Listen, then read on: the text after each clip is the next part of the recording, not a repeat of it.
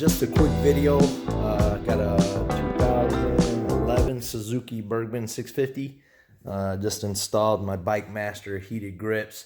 Just real short video. The handle grips came off real easy. Just cut them off. I don't plan on using them.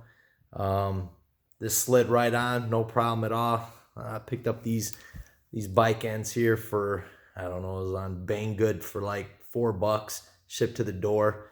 Replaced those with aluminum ones.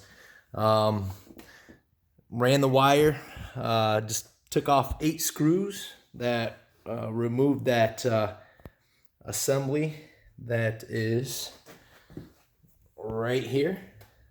There's 4 on each side. Gave me this whole open area, so I was able to just take the wire right here, the throttle side, just run it right down in here, wide open area, nice and clean.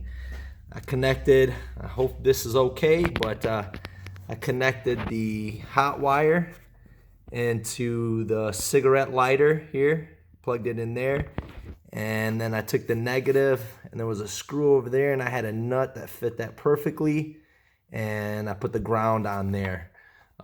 Real simple.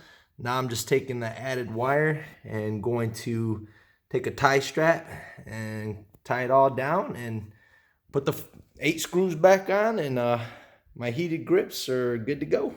And actually, the nice thing too, I just wanted to mention, I was kind of worried about this because I got these last year and I took them out of the package, and I lost the mounting bracket for the heated grips, but there's a cutout on the Burgman that I ran the wire nice and clean right underneath there, and going to mount right in this little spot. It's almost like it's perfectly fit. I'm going to get a 3M adhesive and mount that right there, and just fits perfect. Really nice clean look.